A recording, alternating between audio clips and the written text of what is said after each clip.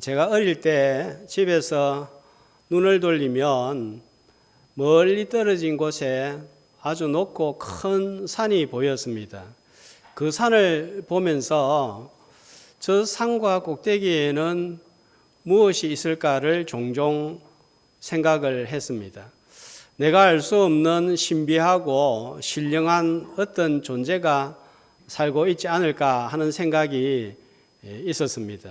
그러다가 점차 깊은 산에는 산신령이 산다 하는 소리를 들었습니다.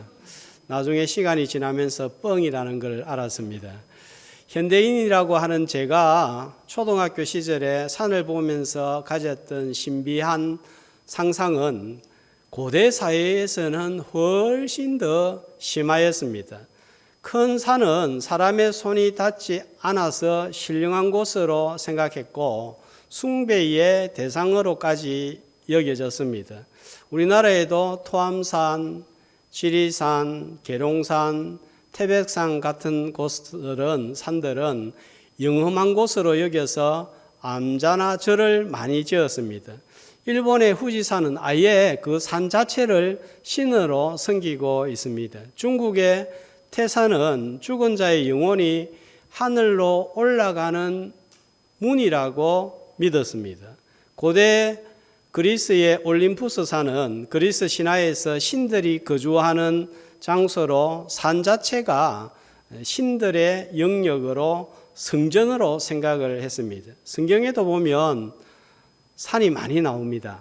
아라랏산, 시내산, 시온산, 감람산, 모리아산, 갈멜산, 너보산, 그리심산, 에발산, 헤브론산, 또 길보아산, 바산의 산과 같은 여러 산들이 나오는데 이 산을 주제로 또 연구해 본다면 아주 흥미로운 내용이 될 것 같습니다. 산을 신령하게 상상하는 사람의 생각을 간파하신 하나님께서는 계시 전달의 장소로 종종 산을 사용을 하였습니다. 오늘 또 같은 본문으로 작년 10월 30일 주일에 오직 예수 하는 제목으로 말씀을 전했습니다. 그런데 다시 이 말씀을 묵상을 해보니까 다른 관점으로 보였습니다. 그때와 내용이 전혀 다른 내용으로 오늘 말씀을 전합니다. 본문 외에도 몇몇 본문들이 다른 관점으로 보여서 마태복음 강해가 끝나기 전에 이삭 죽게 하는 마음으로 새롭게 나누고자 합니다. 시내산, 변화산, 시온산에서 점점 더 풍성하게 드러나는 계시를 통해서 더 풍성한 은혜를 경험하는 오늘 이 예배의 시간이 되시기를 주님의 이름으로 축복합니다. 자, 오늘 본문은 예수님이 올라가신 산에서 2절에 보면 예수님이 변형이 되시죠. 얼굴과 옷이 변모가 됩니다. 그래서 이 산을 변화산이라고 이름을 붙입니다. 그 앞에 16장 13절에 보면 빌립보 가이사라에서 너희는 나를 누구라 하느냐라고 물었을 때 베드로가 주는 그리스도시요 살아계신 하나님의 아들입니다 하는 신앙 고백에 이어서 17장이 나오는 것을 볼 때 지도상으로 보면 이 산은 어떤 산인가 하면 헐몬산으로 추정을 하고 있습니다. 저 중간에 보면 갈릴리 바다가 보이죠. 자, 갈릴리 저 북부에 보면은 가이사라 빌립보 보입니까? 거기에서 가까운 산이 바로 헐몬산인데 저 산을 변화산으로 추정을 하고 있습니다. 자, 이 산에 갈 때에 누구를 데리고 갔죠? 자, 제자 베드로, 야고보, 요한입니다. 그런데 두 사람이 또 나타납니다. 누가 나타나는가요? 3절에 보면 모세와 엘리야가 나타났습니다. 일반적으로 모세는 율법을 또 엘리야는 선지자를 대표한다 이렇게 이해를 하고 있습니다. 자, 구약의 많은 인물 중에서 왜 모세와 엘리야가 나타났느냐 하는 것입니다. 방금도 말씀드렸지만 모세는 율법을, 엘리야는 선지자를 대표하는 자로서 히브리서 1장 1절 2절에 보면 옛적에는 선지자들, 여러 선지자들로 복수로 말씀하신 하나님이 이제는 아들 예수 그리스도를 통해 율법과 선지자의 말씀을 성취하심을 보여주기 위함이라고 해석을 합니다. 가능한 해석입니다.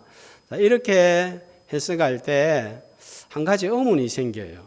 선지자라면 엘리야 외에도 구약에 많은 선지자가 있습니다. 어떤 선지자들이 있습니까? 이사야, 예레미야, 에스겔, 호세와 미가, 많은 유명한 선지자들이 있는데 왜 하필이면 엘리야가 모세와 더불어 나타나느냐 하는 것입니다. 답부터 말씀드리면 엘리야와 모세의 공통점이 있기 때문입니다. 자, 어떤 공통점이 있을까요?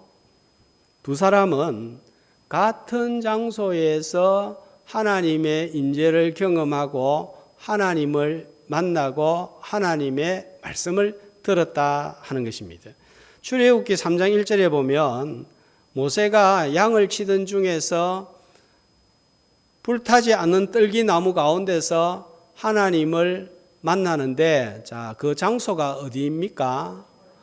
호렙인데 이 산을 어떻게 하나님의 산이라고 명칭하고 있고, 이 산은 우리가 아는 대로, 자, 어디입니까?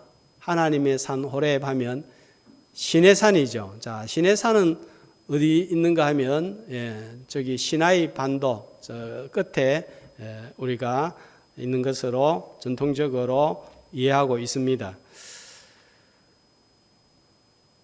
열왕기상 19장 8절에 보면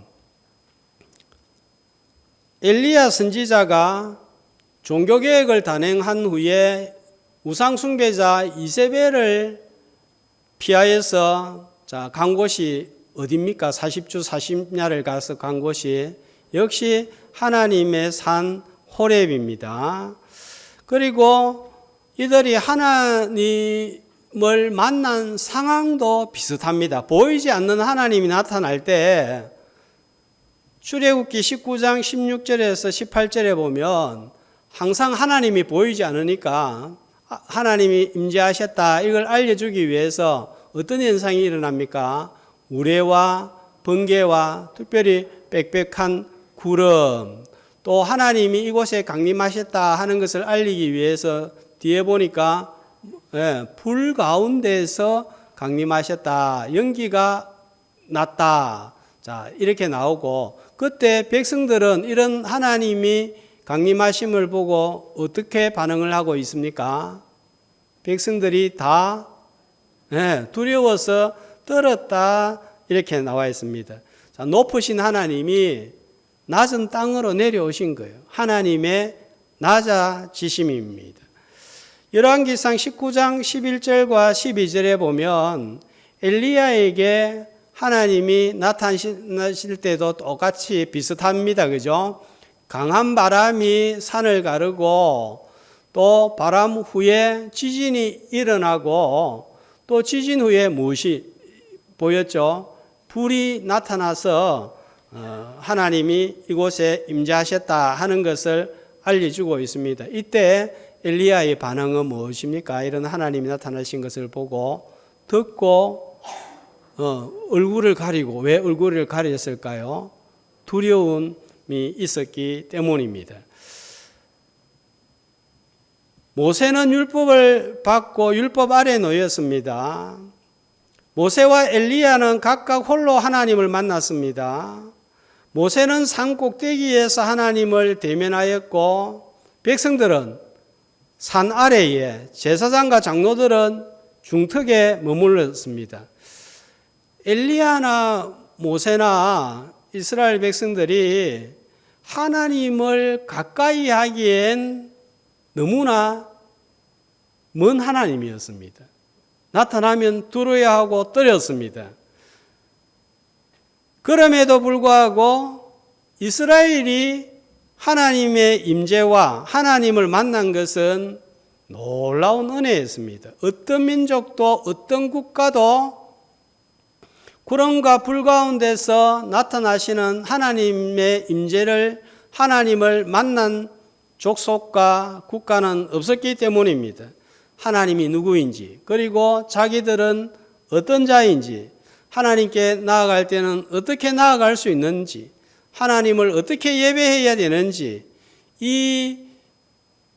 이것을 율법을 통해 알려주신 민족은 이스라엘밖에 없었기 때문입니다.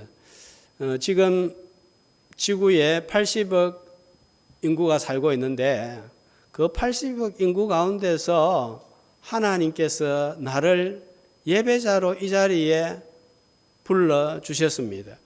자, 이유가 무엇입니까? 신명기 7장 7절에서 10절에 보면 하나님께서 택하셔서 하나님 백성 삼아주신 것은 왜 그렇게 삼아주셨습니까? 숫자가 많기 때문입니까? 강해서입니까? 자, 모든 민족 중에 가장 적다 그랬죠. 그런데 왜 하나님이 선택해 주셨습니까? 왜 애굽 세상 마귀 권세에서 건져 주셨습니까? 이유가 무엇입니까? 다만 너희를 사랑하심으로 말미암아. 그러면 왜 사랑해 주셨습니까? 이스라엘 백성들을 사랑해 주셔서 택하여 주신 이유가 뭡니까? 이유가 없어요. 이유 조건을 따졌다면 다른 민족을 택하여야 했습니다. 바벨론에 있는 민족이라든지 오히려 강한 애굽을 선택을 해야 되는데 제일 약하고 작은 자격 없는 이스라엘을 선택해 주셨습니다. 하나님의 사랑 때문입니다. 이유 조건을 따졌다면 오늘 내가 이 자리에 나올 수 없습니다. 조건도 자격도 따지지 아니하시고 그냥 사랑하셔서 택하셔서 예배하는 백성으로 삼으신 그 하나님을 찬양하는 오늘 이 자리가 되기를 주님의 이름으로 축복합니다. 자, 본문의 변화산에 대하여서 발생한 일들을 시내산 사건과 비교해 보면 하나님의 더 풍성한 은혜가 임하는 것을 분명히 알 수가 있습니다. 모세와 엘리야가 세 제자와 함께 있었습니다. 자, 모세 엘리야는 어느 시대의 사람이죠? 구약 시대의 사람입니다. 세 제자는요, 신약 시대입니다. 구약의 성도와 신약의 성도가 함께 모여 있습니다. 자, 이곳이 어떤 곳이 됩니까? 그러면 교회가 되는 거예요. 공교회는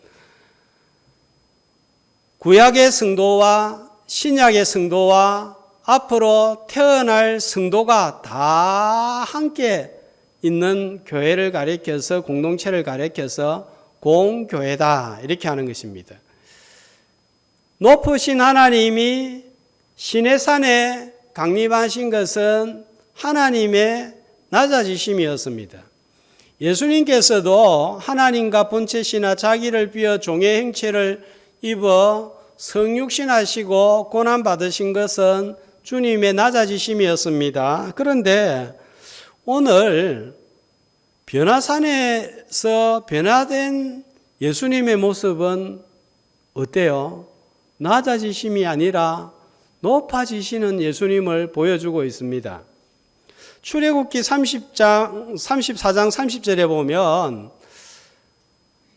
모세가 두 번째 돌판을 받고 내려올 때에, 자, 출애굽기 34장 30절입니다. 얼굴이 어떻게 됐어요? 광채가 났죠. 하나님의 영광이 그 얼굴에 나타난 거예요. 그런데 오늘 2절을 한번 볼까요?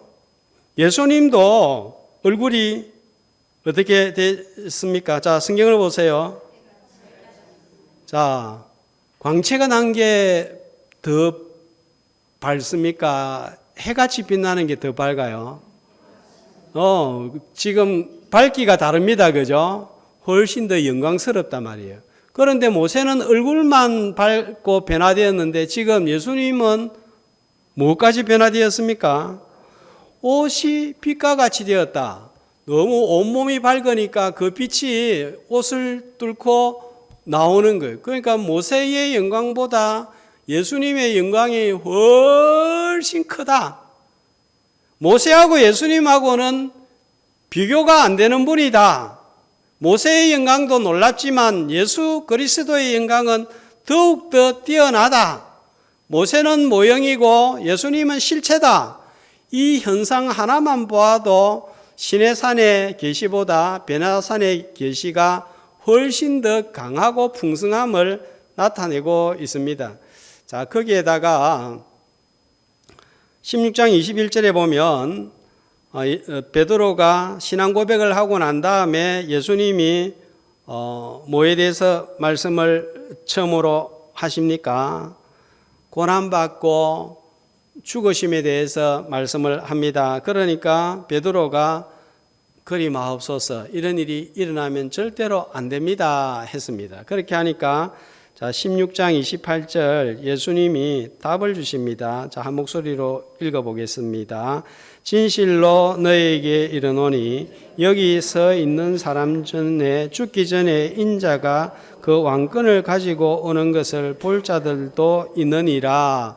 자, 이것은 부활 승천하신 후에 얻게 될 주님의 영광에 대해서 말씀을 해 주셨습니다. 재림 때는 더욱더 영광스러운 모습으로 오실 텐데 그 영광을 변화산에서 미리 조금 보여주고 있는 거예요. 시내산에서 구름 가운데 강림하셨죠. 그런데 5절에도 보면 변화산에 하나님이 강림하시는데 자, 뭐가 덮습니까? 구름이 덮는데 어떤 구름입니까?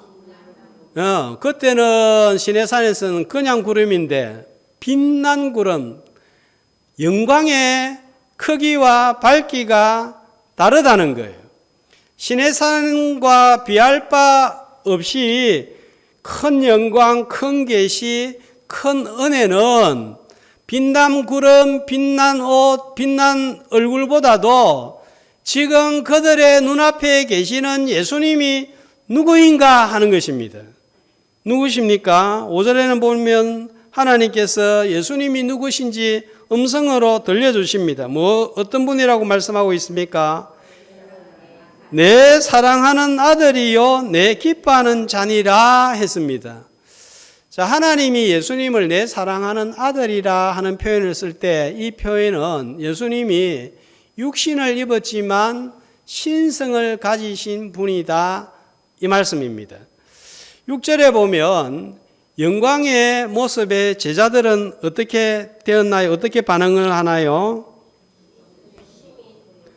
두려워하죠. 자, 시내산하고 또 시내산에서 모세와 엘리야와 백성들이 두려워했던 것하고 별반 차이가 없는 것 같습니다. 그런데 7절에 보면은 완전히 다릅니다. 두려워하는 제자들을 예수님이 어떻게 하시죠? 일어나라, 두려워하지 말라. 말씀으로만 하셨나요? 예, 손을 대시며 손으로 만져주시면서 일어나라, 두려워하지 말라. 시내산에서는 상상하지도 못할 일이었어요. 구약에서는 하나님을 보면, 시내산에서는 하나님을 보면 어떻게 됩니까?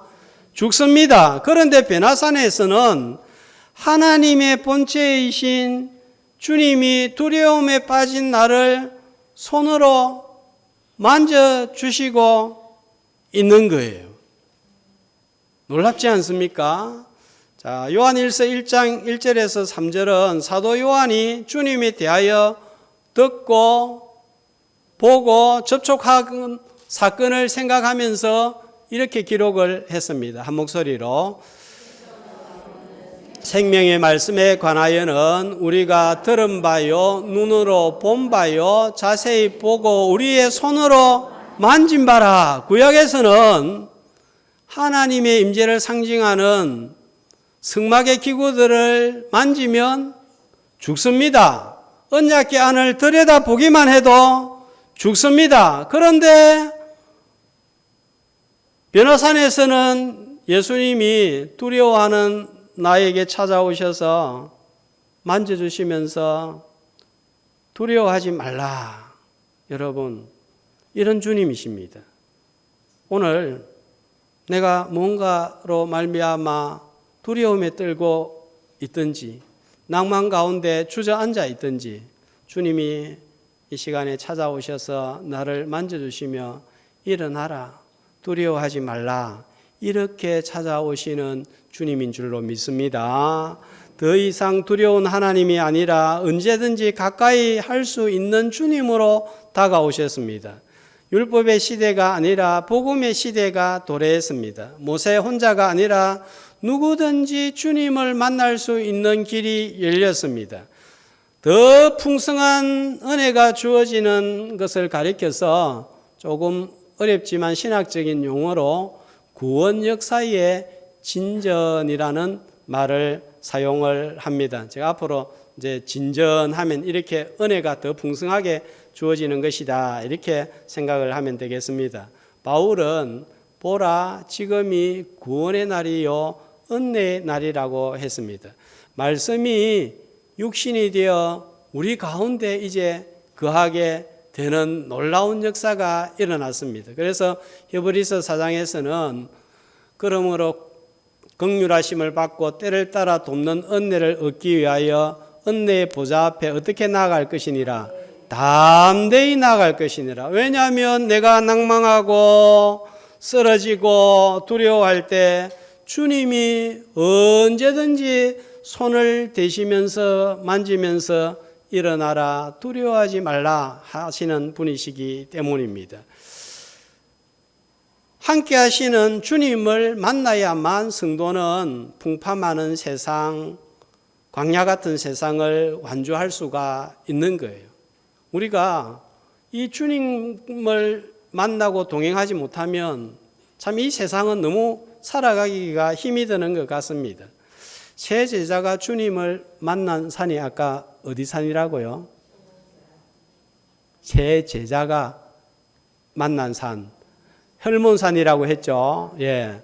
헐몬산은 높이가 2,800m가 넘습니다. 백두산 높이보다 더 높습니다. 그곳은 사람이 거주할 수가 없습니다. 오래 머물지 못하고 살기가 수가 없습니다. 어디가 살기가 좋습니까? 내려온 평지가 살기가 좋고 좋은 집들이, 아파트들이 지어진 산 아래가 살기가 좋습니다. 그런데 4절에 보니까 베드로가 뭐라고 말합니까? 여기가 좋사오니. 어떻게 여기가 좋을 수가 있습니까? 주님이 함께 하시기 때문입니다. 산 아래가 살기가 좋은 것 같지만 15절 한번 볼까요? 어떤 일이 있습니까? 15절에 귀신 들린 아이가 간질로 심히 고생하고 불에도 넘어지고 물에도 넘어지고 질병과 죽음이 있습니다. 온갖 복잡한 일이 이 세상에서 다 일어나고 있는 거예요. 과학이 발전해서 과거보다 훨씬 더 편리하고 살기 좋은 세상이 되었습니다. 그런데 여러분, 과거보다 스스로 목숨을 끊는 사람이 훨씬 더 많다는 사실을 알고 있으신가요? 우리나라 한 해 자살하는 사람이 몇 명이나 되는 줄 아십니까? 14,000명입니다. 충격적이지 않습니까? 서울에 2,100명, 부산에 지난해 930명이 자살을 했습니다. 살기가 좋은데 왜 이런 충격적인 일이 발생하지요? 주님이 없기 때문입니다. 세상의 짐이 너무 무겁기 때문입니다. 우리는 하나님을 만나지 않고는 이 땅에서 걱정과 근심에서 벗어날 수 없습니다. 더군다나 죄의 짐에서는 더더욱 벗어날 수 없습니다. 그러나 주님을 만나면 살 길이 생기고 닫힌 문이 열리고 막힌 곳은 뚫어지는 역사가 일어날 줄로 믿습니다. 우리가 70년, 80년, 50년, 60년, 40년 어떻게 여기까지 올 수 있었습니까? 넘어진 순간들이 얼마나 많이 있었습니까? 두려웠던 적이 얼마나 많이 있었습니까? 그런데 여기까지 왔습니다. 어떻게 여기까지 올 수 있었습니까? 넘어지고 두려워할 때 내가 느끼든지 느끼지 못했든지 주님이 찾아오셔서 내게 손을 대시면서 뭐라고 말씀하십니까? 일어나라. 두려워하지 말라. 그 주님의 보호하심과 인도하심이 있었기 때문에 지금 이 자리에 앉아서 예배하고 있는 줄로 믿습니다.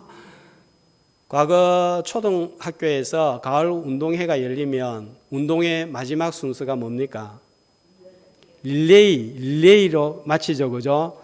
또 장애물 경기로 또 마치곤 했습니다. 장애물 경기 어떤 장애물이 놓여 있습니까? 왕년에 다 뛰어봤잖아요.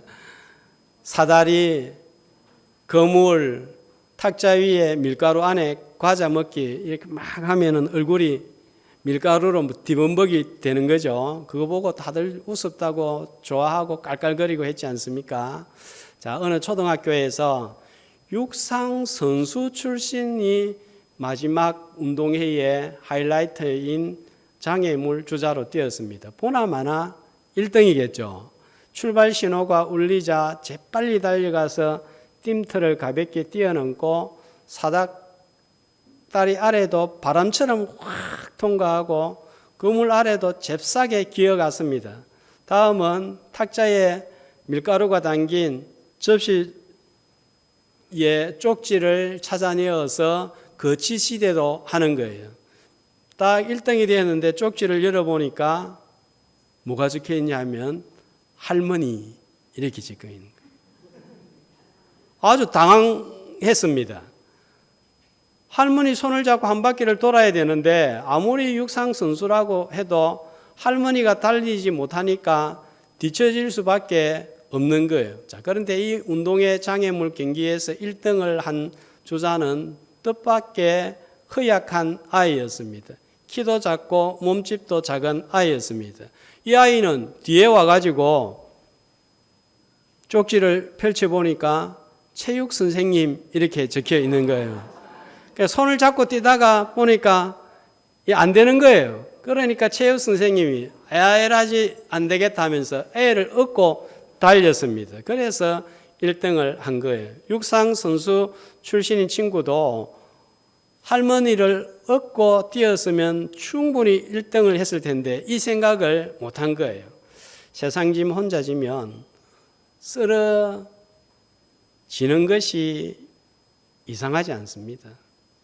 쓰러지는 것이 정상이에요.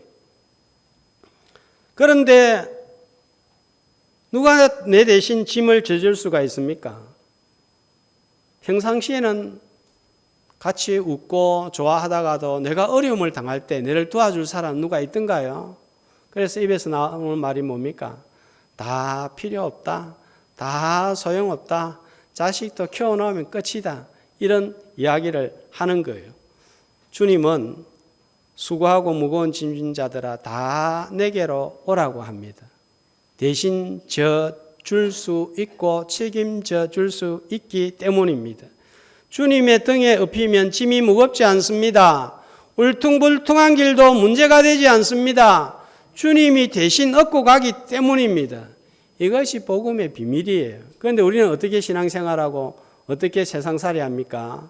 내가 주님을 업고 짊어지고 달려가려고 하니까 얼마나 힘이 듭니까? 기차 안에 타고 있으면 되는데 내가 그 기차 끌고 서울까지 가려 하면 폼도 못 찾아보고 그냥 쓰러지고 마는 것입니다. 신의 산에 계신 하나님이 아니라 베네산에서의 주님은 나와 함께 하시는 주님이십니다. 그래서 주님의 이름이 무엇입니까? 임마누엘이에요. 뜻은 하나님은 나와 함께 하신다. 이 주님을 붙들 때에 우리의 인생살이가 고달프지만 얼마든지 넘어가는 그런 은혜가 있을 줄로 믿습니다. 요한복음 10장 10절은 이렇게 말씀을 하고 있습니다. 한 목소리로 도둑이 오는 것은 도둑질하고 죽이고 멸망시키려는 것뿐이요 내가 온 것은 양으로 생명을 얻게 하고 더 풍성히 얻게 하려는 것이니라. 주님은 하나님은 우리한테 더 풍성한 은혜를 주시기를 원하는 거예요. 은혜 위에 은혜를 주시기를 원하는 거예요. 그래서 시내산보다 변화산에서 주님을 직접 만나고 만질 수 있고 함께 할 수 있는 은혜를 주신 것입니다. 약을 먹으면 낫는다, 안다고 해서 회복되지 않습니다. 먹어야만 치유가 됩니다. 빵을 먹어야 배가 고프지 않다. 빵 보고 있는다고 내가 배가 부르는 것이 아니라 실제로 빵을 먹어야 배가 부르는 거예요. 예수님은 자신을 가리켜서 내가 생명의 떡이니 나를 먹으라 하셨습니다. 예수님과의 깊은 교제로 먹을 때 우리는 일어설 수 있습니다. 언제든지 주님을 만날 수 있는 은혜의 시대에 날마다 주님과 함께 먹고 마심으로 풍성한 은혜를 누릴 수 있기를 주님의 이름으로 축복합니다. 자, 그런데 주님은 변화산의 축복보다 더 풍성한 은혜를 주시는 곳이 있습니다. 어디일까요? 시내산, 변화산, 그 다음에 축복은 시온산의 축복입니다. 변화산에서 영광을 보여주신 주님은 제자들을 떠나게 됩니다. 자, 어떻게 떠나십니까? 어떻게 제자들을 떠나지요? 십자가에서 죽으시고 부활하시고 승천하심으로 떠나셨습니다. 왜 떠나셨을까요? 더 풍성한 은혜를 주시기 위함입니다. 어떤 은혜일까요? 요한복음 16장 7절은 더 풍성한 은혜를 이렇게 말씀하고 있습니다. 자, 크게 한 목소리로 내가 너희에게 실상을 말하노니 내가 떠나가는 것이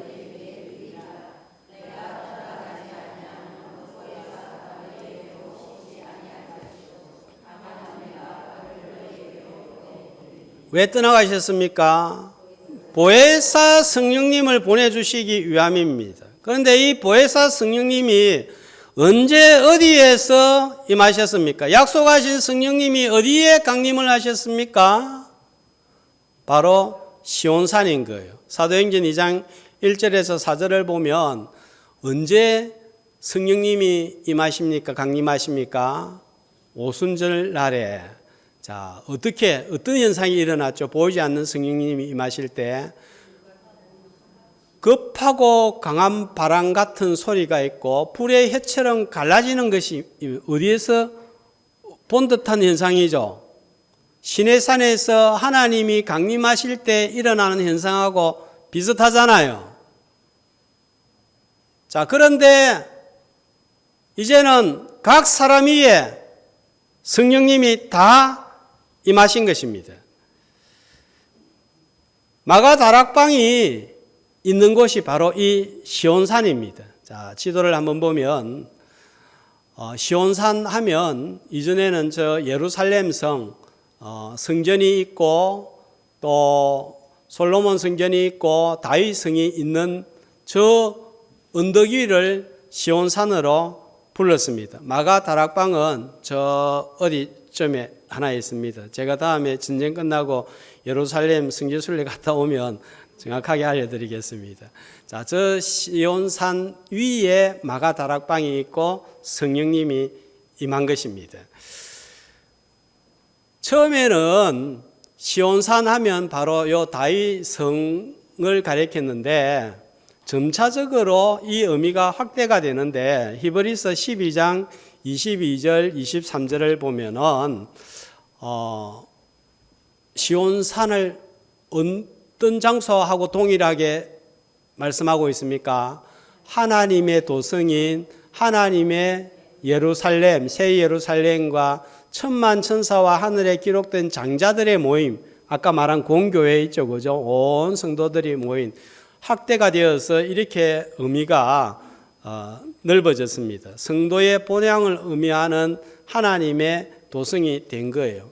자, 성령님이 이렇게 시온에 오신 후에 어떤 일이 발생을 합니까? 요한복음 14장 16절에서 18절 한 목소리로 크게 그가 또 다른 보혜사를 너희에게 주사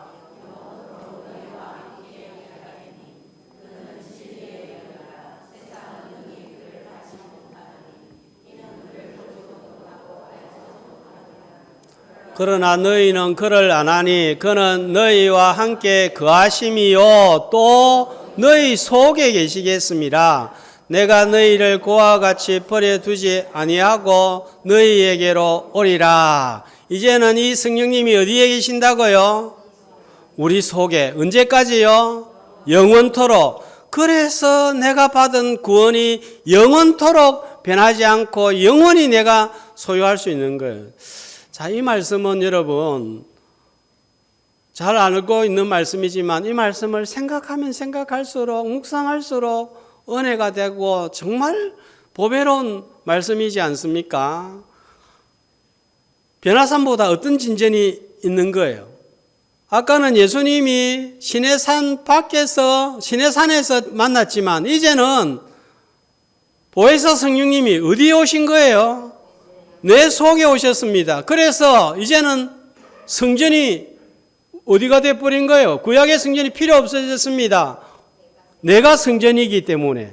그런데 성전인 내가 모이면, 우리들이 모이면 교회가 되는 거예요. 대성전이 되는 거예요. 이제는 더 이상 하나님의 임재가 임하는 곳이 솔로몬 성전, 모세 성막이 아닌 거예요. 바로 보혜사 성령을 모인 우리가 모이면 대성전이 되고 교회 공동체를 이루게 되는 것입니다. 유대인 중심한 이스라엘 교회가 아니라 모든 민족과 족속과 일방이 모이는 더 넓은 교회가 되는 것입니다. 앞으로 새하늘과 새 땅에서는 더 풍성한 은혜를 누리게 될 것입니다. 요한계시록 21장 11절에 보니까 다음에 천국에 가면 우리가 하나님의 영원한 나라에 들어가면 뭘 볼 수 없다고요? 우리 생각에는 온 도시에 교회가 있어야 될 것 같은데 언제는 그런 성전이 필요 없습니다. 왜일까요? 그 도시 자체에 하나님이 전부 다 임재하여 계시기 때문입니다. 지금 누리는 은혜보다 더 풍성한 은혜를 누리게 되는 거예요. 그래서 그곳이 천국이 되는 것입니다. 은혜 위에 은혜가 더하여 지기 때문입니다. 자, 이런 소망을 가진 성도는 성령의 시대에 어떻게 살아야 될까요? 이런 풍성한 복을 받은 우리는 성령님과 동행하면서 삶의 현장에서 천국을 누리고 살아야 됩니다. 우리는 천국 가면 이제 죽고 나면 가는 곳이라 생각하지만 성경은 죽고 난 이후에 가는 천국보다도 지금 이 세상에서 누리는 천국에 대하여서 더 많이 강조하고 있다는 사실입니다. 어떻게 누릴까요? 성령님이 예수님 믿는 순간부터 내 안에 오셔서 거한다는 사실을 믿고 확신해야 합니다. 성령의 충만함을 받아야 됩니다. 성령의 충만함을 받기 위해서는 성령을 사모하고 환영해야 됩니다.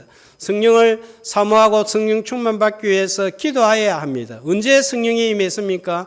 기도할 때 성령이 임했습니다. 어떻게 기도할까요? 수시로 기도해야 됩니다. 교회에서도 기도해야 되지만 일어나서 집에서도 차 안에서도 운전할 때에도 일을 할 때에도 기도해야 됩니다. 눈을 감고 기도해야 하지만 눈을 뜨고도 기도해야 됩니다. 느헤미야가 안색이 좋지 않았습니다. 왕이 전에는 그렇지 않더니 왜 얼굴에 수심이 가득하냐 했더니 어떻게 반응을 보입니까? 하늘에 하나님께 묵도하고 그때 눈을 떴을까요? 감았을까요? 왕 앞에서 이야기할 때 눈 감고 말할 수 없습니다. 너무 급한 순간이 되다 보니까 눈을 뜬 채로 영혼이 하나님을 향하면서 기도하는 가운데 동시에 왕한테 말을 하는 거예요. 사람을 만나기 전에 지혜를 얻기 위하여 기도해야 되고 소원을 두고 기도해야 됩니다. 문제를 두고도 성령님의 인도하심을 받기 위해 기도해야 됩니다. 돌 같은 마음이 굳어지고 제하여지고 살같이 부드러운 마음이 되도록 성령님을 의지해야 합니다. 내 의지가 새로워지도록 성령님을 붙들어야 됩니다. 악을 멀리하고 선을 행하도록 성령님의 도움을 구해야 됩니다. 지극히 작은 것 하나라도 순종하기 위해서 성령님을 붙들어야 하는 것입니다. 누구든지 목마르거든 내게로 와서 마시라고 했습니다. 실제로 마셔야 목이 시원해집니다. 한 번만 마시면 안 됩니다. 목은 계속 마릅니다. 오전에도 마르고 오후에도 마르고 오늘도 마르고 내일도 마르기 때문에 계속 마시듯이 우리는 성령의 역사심이 없으면 신앙의 생기가 떨어지고 활력이 떨어지고 말씀이 귀에 들어오지 않습니다. 아무리 좋은 자동차도 기름 없으면 움직이지 못하는 것처럼 아무리 좋은 등도 기름이 들어가지 않으면 빛을 발할 수 없는 것처럼 아무리 우리가 열심히 하고 봉사를 해도 성령님의 역사가 없으면 생기가 없고 활력이 없고 일은 하지만 은혜가 되지 않고 기쁨이 없는 거예요.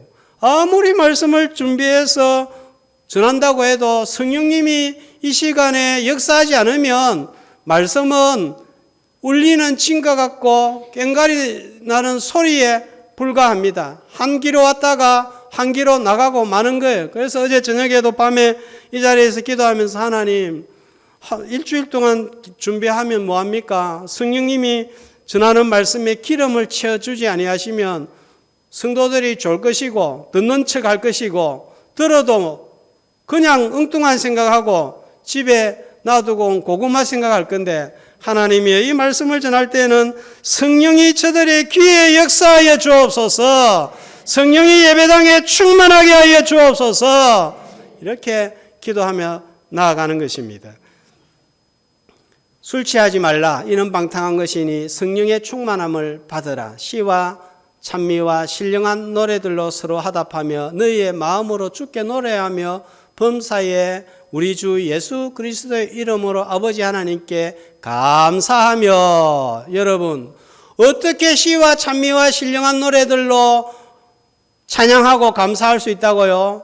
술 취하지 말고 세상의 생각에 취하지 말고 인간적인 생각에 취하지 말고 성령의 충만함을 받을 때입니다. 성령 충만함을 받음으로 시내산과 변화산의 축복보다 더 풍성한 은혜로 시와 찬미와 신령한 노래로 감사로 삶의 현장에서 천국을 경험하며 살아가는 우리 성도들이 되시기를 주님의 이름으로 축복합니다.